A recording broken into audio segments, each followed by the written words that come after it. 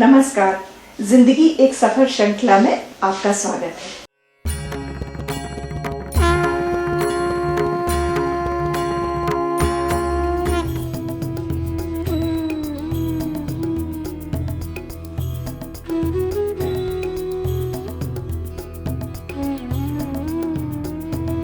यहाँ हम रूबरू होंगे श्री सिद्ध गुफा योगपीठ से।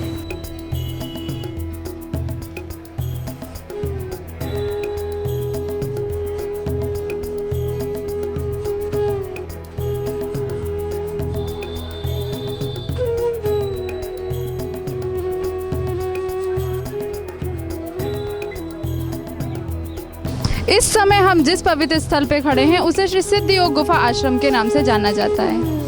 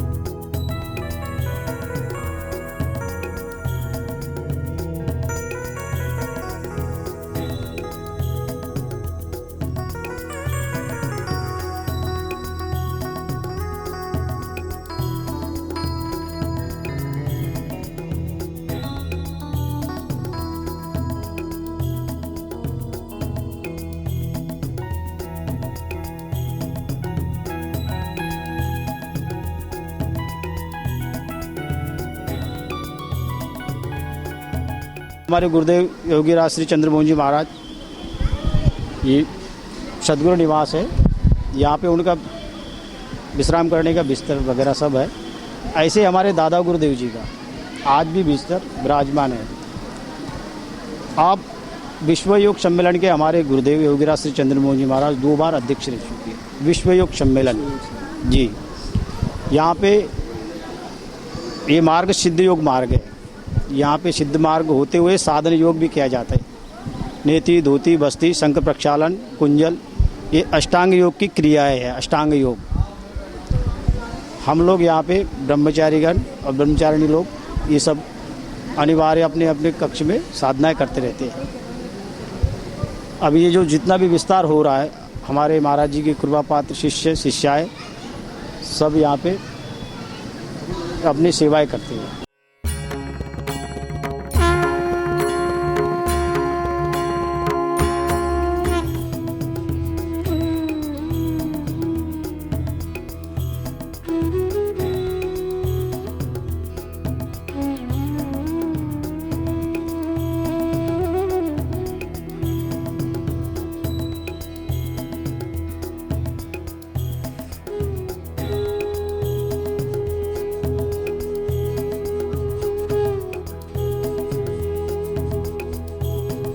बोलो महाप्रभु रामलाल की जय। योगीराज श्री चंद्रमोहन जी महाराज की जय। श्री सिद्ध गुफा सवाई राम की जय। साचे दरबार की जय। श्री वृंदावन बिहारी लाल की जय। यहाँ पे हमारे दादा गुरुदेव ने तपस्या की है। इतनी तपस्या की है, अपने पंचमहाभूतों पे विजय प्राप्त की है। जल, अग्नि, आकाश, वायु और पृथ्वी पर। और इस गुफा में से बंद कमरे में से बाहर निकले सूक्ष्म रूप से और अणिमा सिद्धि द्वारा आकाश मार्ग से नेपाल गए। आगरा से फिरोजाबाद की ओर टूंडला गांव के समीप कसरन और आवलखेड़ा तीर्थ के मार्ग पर स्थित ये आश्रम योग योगेश्वर ब्रह्मलीन पूज्य श्री चंद्रमोहन जी महाराज द्वारा स्थापित किया गया है।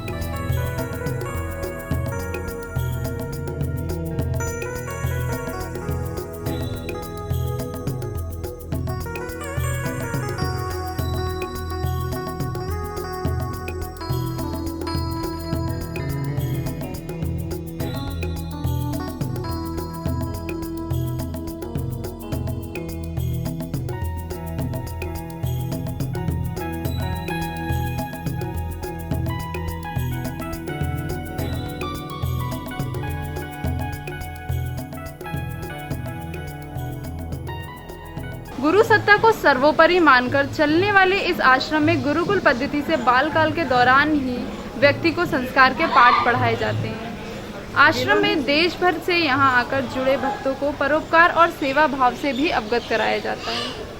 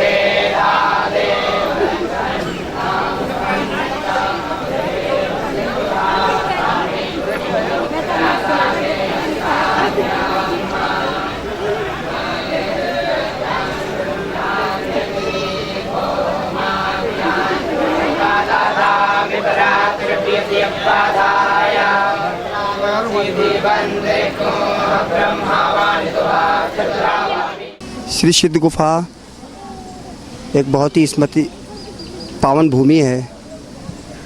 जहाँ का परिचय यहाँ पे हमारे बहुत बड़े बड़े सीनियर लोग बैठे हुए हैं, आपको देंगे। यहाँ पर निःशुल्क सभी रोगों का इलाज किया जाता है।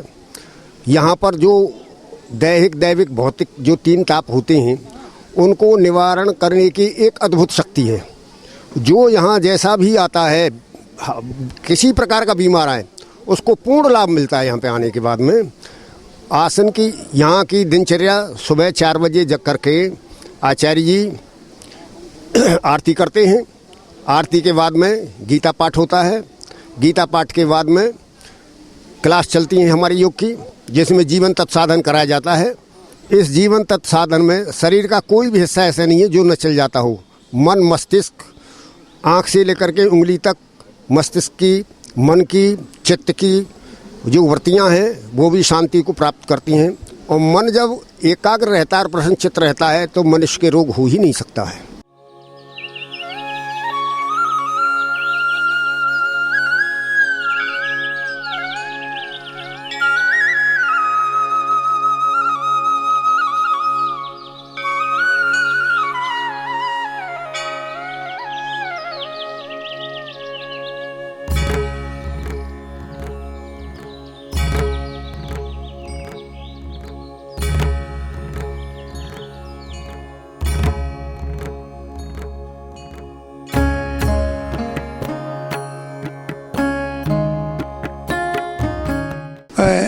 पहले यहाँ क्या था, अब क्या है, ये प्रभु कृपा गुरु जी की। परम प्रभु श्री रामलाल जी महाराज जी ने गुफा कराई। उसके बाद हमारे गुरु जी जो जगह जगह योग का प्रचार किया, अखिल भारतीय योग के संस्थापक रहे।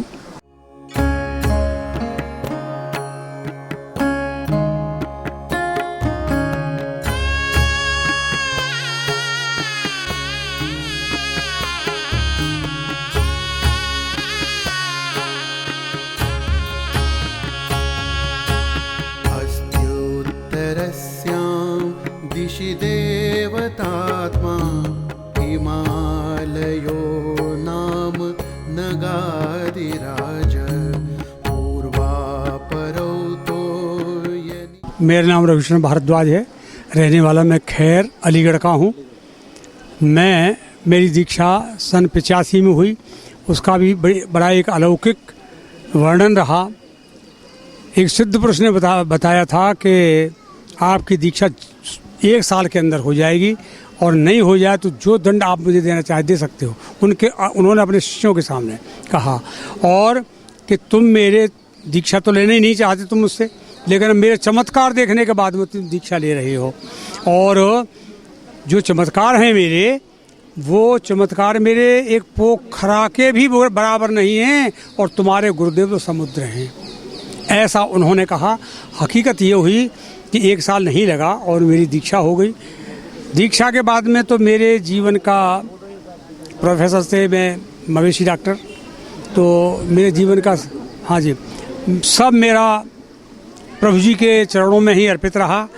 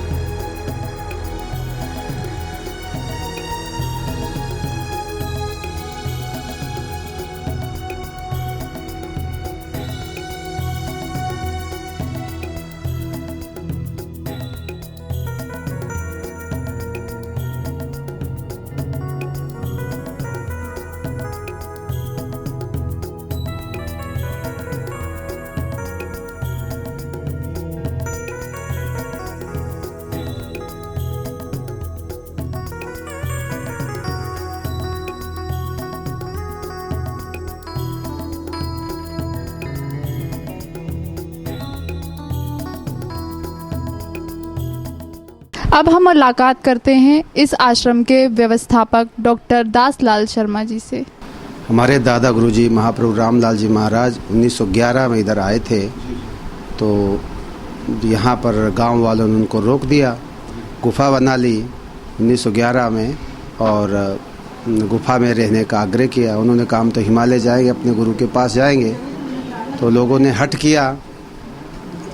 किया लोगों ने। तो गुरुजी ने कहा जाना तो हमें है ही। तो गुरुजी 2-4 दिन बाद सुबह ही आकाश मार्ग से चले गए, सूक्ष्म रूप से निकल करके। गुफा दरवाज़ा बंद भी है लेकिन वो चले गए। लोगों ने देखा, गांव के आदमी ने देखा, आकर के बताया कि ऐसे ऐसे बाबा जी तो चले गए हैं और हमने देखा है, तो उड़ करके गए हैं। तो लोगों को बड़ा आश्चर्य हुआ। फिर 12 साल के बाद फिर आए थे। तो उनके बहुत बड़े आश्रम कई जगह हैं। लाहौर में भी था उस समय जब भारत पाकिस्तान अलग नहीं था, अमृतसर में, लाहौर में, ऋषिकेश में, कनखल में। तो वो एक बहुत बड़े उच्च कोटि के योगी थे, मतलब योग के सारे जितने भी विभूतियाँ हैं उनके आयत थी, उनके अधीन थी। बहुत बड़े योगी माने जाते। तो सारे भारत में, चाहे दक्षिण में हो, मद्रास में, आंध्रा में, उनके बड़े बड़े भक्त हैं। चंद्रमोहन जी महाराज 1986 में सम्मेलन हुआ था, आचार्य भगवान देव ने कराया था दिल्ली में विज्ञान भवन में, उसमें मैं भी था। तो उसमें गुरुदेव एक प्रकार से उसके अध्यक्ष थे इस सभा के। योग विभूति से उनको सम्मानित किया था, योग शिरोमणि की उपाधि दी थी। बस जो परंपरा गुरुदेव की प्रभु जी की है उसी परंपरा से ये आश्रम उसी प्रकार से चल रहा है। यहाँ पर विशेष करके लोग ध्यान समाधि के लिए आते हैं, अपने कष्टों को दूर करने के लिए, अपनी आत्मा का ज्ञान करने के लिए आते हैं और योग का अभ्यास करते हैं, ध्यान का अभ्यास करते हैं, आँख बंद करके घंटा, 2 घंटा, 3 घंटा, और अंदर की शक्तियाँ जागृत होती हैं और उससे ये मनुष्य दिव्य हो जाता है। देवताओं से भी आगे इसी जीवन में रहते रहते उसके अंदर शक्तियाँ आ जाती है, जो देवलोक की शक्तियों से भी आगे की शक्तियाँ होती है। तो जितने भी हमारे भारत में योगी हुए बड़े बड़े, तो शिरडी के साईं बाबा या और भी, तो इसी प्रकार से वो विभूति संपन्न योगी थे। तो उनकी शक्तियाँ ही उनको महान बनाती है। तो ये योग का ही चमत्कार होता है। योग विद्या ही ऐसी विद्या है जिससे आदमी महान बनता है। तो हमारे गुरुदेव जी चंद्रमोहन जी महाराज और हमारे दादा गुरु महाप्रभु रामलाल जी महाराज अपने समय के अद्वितीय योगियों में से हैं और वो परंपरा उसकी, उनकी छाप अब भी इस आश्रम में है, उनके परमाणु अब भी हैं। तो सारे भारत में लोग इस जगह से जुड़े हुए हैं, अपने अध्यात्म ज्ञान को आगे बढ़ाने के लिए यहाँ से शक्ति प्राप्त करते हैं। जो उनसे दीक्षा ले चुके हैं वो अपना है ही हैं, और आगे भी उनकी परंपरा में और लोग उनको आगे बढ़ा रहे हैं। हम भी योग सिखाते हैं, जितने भी जो षटकर्म हैं, बीमारियों को दूर करने के लिए हम लोग सिखाते हैं, निःशुल्क सिखाते हैं। हमारे यहाँ कोई शुल्क नहीं लिया जाता, क्योंकि हमारे गुरुदेव की ये परंपरा थी। उनका कहना था ऋषि मुनियों की ये देन है, धरोहर में हमको मिली हुई है, इसलिए इसको हमने किसी प्रकार से फीस नहीं लेनी है। तो वो सिखाया जाता है, निःशुल्क हम लोग सिखाते हैं, जितना भी जैसे भी बनता है। हाँ, हम लोग जगह जगह पर इसका शिविर लगाते हैं, तो उस शिविर में हम लोगों का अष्टांग योग से सारी संबंधित जो सारी क्रियाएं हैं वो कराई जाती है। ध्यान का भी उसमें वो होता है और क्रियाओं का भी होता है। मैंने अध्यात्म पक्ष है और एक बाह्य पक्ष है। बाह्य पक्ष तो बीमारियों से संबंधित है, बीमारियां उसको दूर करने के लिए हम लोग योग का सहारा लेते हैं, और आत्मज्ञान के लिए तो फिर योग का सहारा है ही है। सबसे पहले हमारे यहाँ नवरात्र जब शुरू होता है रामनवमी पे, तो हमारे दादा गुरुदेव का जन्मदिन होता है रामनवमी के रूप में 3 दिन का, और इसके बाद फिर गुरु पूर्णिमा होती है, फिर ये भगवान शिव का यज्ञ होता है 11 दिन का, और इसके बाद फिर अक्टूबर के महीने में हमारे गुरुदेव का जन्मदिन होता है योगराज जी का। तो 3-4 उत्सव हमारे यहाँ के